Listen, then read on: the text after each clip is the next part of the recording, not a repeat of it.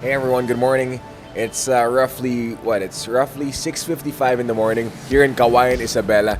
And we just finished taping episode 5 of Garage Tours yesterday here in Kawayan as well. We covered Santiago and Kawayan in these past few days and it's been exciting. Bosses and I were having fun though last night. We thought of getting the rigs on the road, and that leads us to today's episode of Team Ridemax Adventures.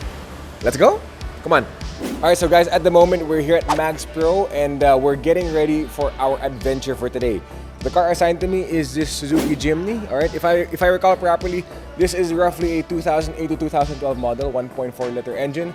And ito naka-setup to. Alright, this is one of Boss Ed's favorite cars, and it has the King Springs and Ridemax 4-way suspension underneath it. Aside from that though, looking around, it's fully personalized to Boss Ed's preference. Pero ito, one of my favorites from this car is this. We have a come-up winch available and ready for this car. It's ready to hit the road and it's ready to help people out in case of emergencies. Kayang-kaya nito. If you watched Garage Tours, we actually pulled out a truck using this car. So talagang wala kang takot whenever you are using this vehicle. And one more thing I want to show you guys about this car is that there's something about the exhaust, okay?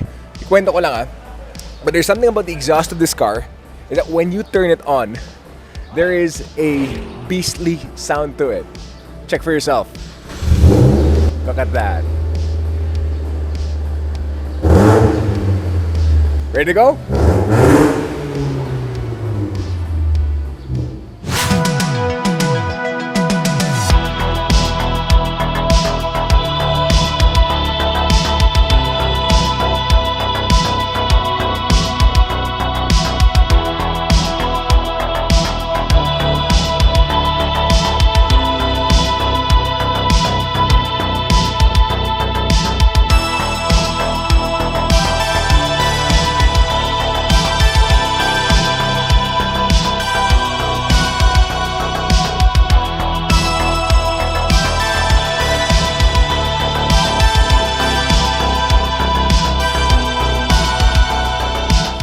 So Boss Eds, what an adventure we have that happened here today. Thank you for inviting us, boss Yes. Pero tanong ko na lang din, ano ginawa natin, saan tayo dumaan at asa na tayo? Bali nandito tayo ngayon sa San Mariano, Isabela. Uy, Yes. okay. Medyo nasa forest region ng Isabela. Yeah, ang ganda. Talagang at one with nature ka dito. Talaga. Anong ruta dinaan natin from Mags Pro papunta dito?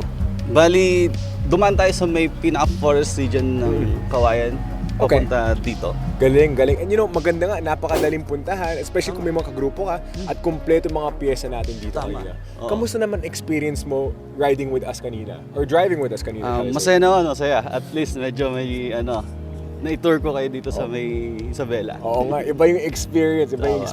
Kami, like every corner talagang sightseeing kami. Like talagang, dito yan, ang ganda ng view. Like, buti ikaw, boss, nakikita mo to halos araw-araw, ano? Hindi naman, pero may time talaga. Oo, malaking... Mga tropa, pupunta dito. Ayun nga maganda pwede kayong magkaayan sa tropa, pamilya. Speaking of which though, friends and family, may mga friends and family tayo ng mga viewers, yung mga gustong subukan muna si off-roading and overlanding, medyo bago-bago pa. Anong pwede mong itip sa kanila? Actually, mas maganda, start muna tayo sa medyo malapit. Tsaka never trail alone. Yun ang isang rules din natin. Right, and I like how you said never trail alone. That's right. But the other thing is, start with small trips muna. Yes, Kasi, you remember, enjoyable nga ang biyahe papunta, pero uuwi ka pa. Oo, yan ang nakakalimutan yung biyaheng pauwi. Mamaya, nag-enjoy tayo. Hindi natin mamalayan yung oras. Oo, tapos dyan nasisimula yung mga balaw. Pero kung mabalaw ka man, hindi naman. Safe naman. May come-up winch naman tayo. Tested natin yung gawin. Oo nga. Buti you reminded me about that. Talagang, so yung nangyari sa truck kahapon, ano yun? Scripted ba yun? Hindi, so talaga nagkataon na dumaan tayo. Ayos ah. Okay, boss. Well, it's been a fun adventure. Thank you very much for having us. Teka lang, try ulit natin. Thank you very much for having us. Ayun, pasok na. Okay. Thank you for having us. We had a lot of fun. Last question, how can we get a hold of Mags Pro? You can contact us at Mags Pro Auto Shop sa cellphone number 0917-8195501. Okay, boss. So, again, thanks for having us. But, I got to see you. I want to meet the other off-roaders. Tara, libot tayo? Sige, tara. Let's go. Let's go. Okay, so right now, naglilibot muna tayo. And of course, we got to meet one of the veterans of off-roading here in Kawayan, Isabela, Boss Jerry. Boss Jerry, thank you for having us, ha? Thank you. Boss Jerry, pakilala ka muna. Give us your full name, anong sasakyan dala mo, at ilang taon ka na nag-offroading? I'm Jerry Alzate, Kawayan Offroaders from Isabela Extreme. Nag-start kami mag-offroad since 2003. Wow, tagal na. 2003. Oo. Nag-umpisa ako ng Pajero Rig. Then lilipat ako ng Land Cruiser. Then lilipat ako ng Vitara. At ngayon, patrol Eto na. naman. Ang ganda nga ng patrol mo eh. Like, this is one of the very few patrols na nakita mo na 3-door talaga siya. Yes. And it's local, right? Like, original left-hand drive siya. Tama ba ako? No, Japan. Oh! Left-hand drive. But still, it looks nice. Parang suwabing-suwabe pa rin dating niya eh. Yes, bali, sabi nila, very rare na Oo. kaya ito pinili ko. Actually, galing from Abra. Abra okay. province. Oh, Abra pa to. Yes, from Mayor Somera na Abra. Galing. Panalo. Tapos now it's with you. Yes, sabi nila less than 5 units Yeah. sa buong Pilipinas. Oo, konti nga ng may ganito actually. Kamusta naman ang paggagamit ng patrol mo? Okay naman siya. Bali, wala ka masabi sa power, sa suspension. Saka diesel Satisfied, siya. very satisfied. Saka diesel siya, so wala kang takot. Okay, let's go on with off-roading though, boss. Kamusta naman experiences mo for off-roading for today's trail? Sa off-roading, kung pag-usapan yung off-roading sa trail, sa off-roading talagang adrenaline. Oo, totoo. From the start, medyo kakabahan ka, pero pagka sinabi ng go, Oo. wala na yung kaba. Pag nasanay ka na. Oo, minsan di mo na kailangan ng kape, mag-offroading ka na lang, ano? Talaga nakaka-addict. Totoo. Like I was sharing the same sentiments kanina. Nung palabas pa lang tayo ng Mags Pro, pinapakiramdam ko yung clutch ng Jimny. Pero ngayon, like after 5 kilometers, medyo okay. Gets na. Kapa-kapa. Kapa-kapa. Yeah, there you go. That's a great way to say it. So, boss, sa ilang taon mo na nag-offroading, syempre marami tayong mga first-timers na nanonood ngayon. Yes. Anong pwede mong itip sa mga first-timers na nanonood? Una-una, kailangan ko yung adrenaline natin, yung lakas ng loob. Actually, sa off-roading naman, hindi naman patatakbuhin na hindi totally safe. Totoo. Kailangan roll bar, seatbelt, Oo. kompleto lahat, complete rig, helmet. Tama. Oo.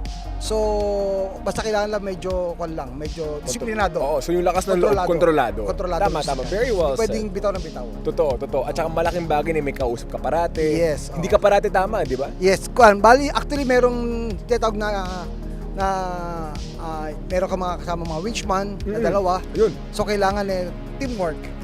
Totoo. Teamwork. Hindi pwedeng ikaw lang. Oo. Kailangan susulog ka rin sa mga spotter mo. Tama. Kung saan nila ituro, doon ka. That's right. Kasi hindi natin nakikita yung asa harap eh. Oo. Again, in what do you call this? In trail driving, talagang you can't do this alone. Alone, yes. Kailangan teamwork. Panalo. Always teamwork. Okay, Boss Jerry, before I let you go, any last message to our viewers? Ito ang masasabi namin na from off-roading kami, since ngayon medyo pandemic tayo, kaya lumipat kami ng trail.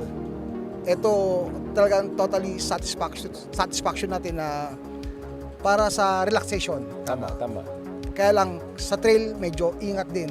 Meron kasi mga drop, may mga bangin. Oo. Kailangan medyo ingat. Ingat lang. Ingat, and of course, have fun, and try to bring as many friends and family. Yes, diba? yun ang pinaka-the best. Marami kang makikilala. Totoo yan. Boss Jerry, thank you very much. Okay, it was nice to meet you. Okay, ingat. So ladies and gentlemen, this officially concludes our second episode of Team Ridemax Adventures. Thank you very much to Boss Eds and family, and of course to the whole Mags Pro and Ebayson group for keeping us company throughout our weekend here in Isabela. It's been fun and we totally enjoyed this adventure. Thank you very much for being a part of what's happening. Until then though, make sure to like, subscribe, follow us on social media, ride safe, drive safe, and we'll see you next time.